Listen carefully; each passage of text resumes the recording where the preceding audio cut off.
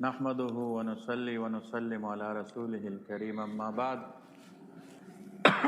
دنیا کی قریب قریب ساری ہی قوموں میں اور ساری ملتوں میں یہ رواج اور یہ دستور اور یہ بات مشترکہ چلی آ رہی ہے کہ جب بچہ پیدا ہوتا ہے تو چونکہ یہ اللہ جل جلالہ کی طرف سے ایک نعمت ہے اور اس کو خوشی کی بات سمجھا جاتا ہے، اس لیے کسی تقریب کے ذریعے اس کی خوشی جو ہے وہ منائی جاتی ہے اور خوشی کا اظہار کیا جاتا ہے۔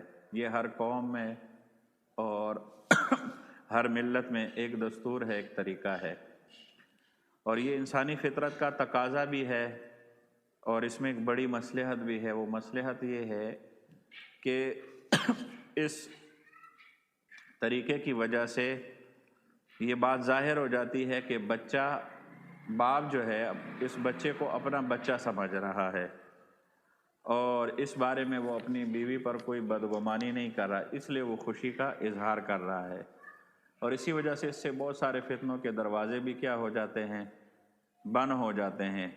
عربوں کے لیے جو زمانے جاہلیت تھا اس میں بھی عقیقہ کا رواج تھا، وہ بھی یعنی بچہ کے پیدا ہونے پر کوئی جانور وغیرہ ذبح کرتے تھے۔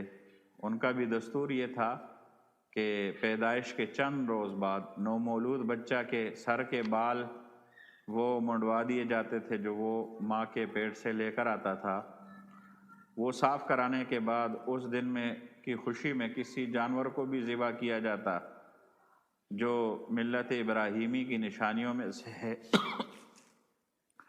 رسول اللہ صلی اللہ علیہ وسلم نے اصولی طور پر اس کو باقی رکھا اور اس کی ترغیب بھی دی بہت ساری روایات میں۔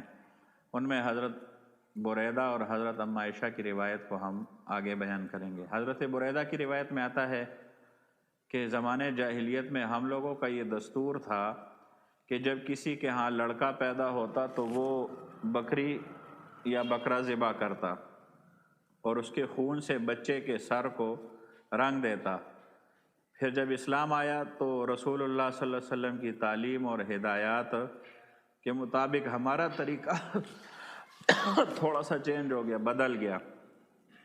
وہ یہ کہ ہم 7ویں دن عقیقہ کی بکری یا بکرے کی قربانی کرتے اور پھر بچے کا سر صاف کر کے اس کے سر پر زعفران لگا دیتے۔ یہ طریقہ پھر مسلمانوں میں رہا، اور بچے کا نام بھی روایات میں آتا ہے کہ اس دن رکھ دیا جاتا۔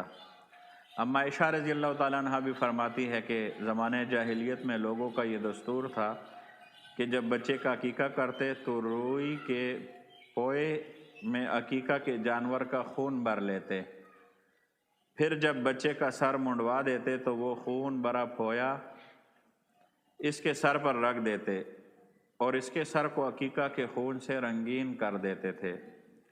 ایک جاہلانہ رسم تھی ان میں، تو رسول اللہ صلی اللہ علیہ وسلم نے فرمایا کہ بچے کے سر پر خون نہیں بلکہ اس کی جگہ خلوق لگایا کرو، زعفران اور اس طرح کوئی اور چیز تھی ملی ہوئی، خوشبو مرکب چیز ہے جو زعفران وغیرہ سے تیار کی جاتی تھی، تو اس کے لگانے کا حکم رسول اللہ صلی اللہ علیہ وسلم نے ارشاد فرمایا۔ اب دونوں روایات کو دیکھ لے، دونوں میں حدیثوں سے معلوم ہوتا ہے کہ عقیقہ کی جو رواج ہے وہ یعنی اسلام سے پہلے بھی تھا، دوسری قوموں میں بھی تھا، اور عربوں میں بھی یہ دستور اور رواج تھا۔ البتہ یہودیوں میں ایک اور رواج تھا۔ رواج یہ تھا کہ وہ لڑکوں کی پیدائش پہ تو جانور کی قربانی کرتے تھے، لیکن لڑکی کی پیدائش پر وہ جانور ذبح نہیں کرتے تھے، گویا کہ اس میں وہ لڑکی کی ناقدری کرتے تھے۔ تو رسول اللہ صلی اللہ علیہ وسلم نے چونکہ اسلام نے دونوں کو یعنی ایک حق دیا ہے، تو اسلام نے ان کی رعایت کرتے ہوئے دونوں پہ جانور ذبح کرنے کا حکم دیا۔ لڑکے کی پیدائش پہ یا 2 بکرے یا بکریاں، اور اسی طرح اگر لڑکی ہو تو 1 بکرا یا بکری وہ ذبح کرنی چاہیے۔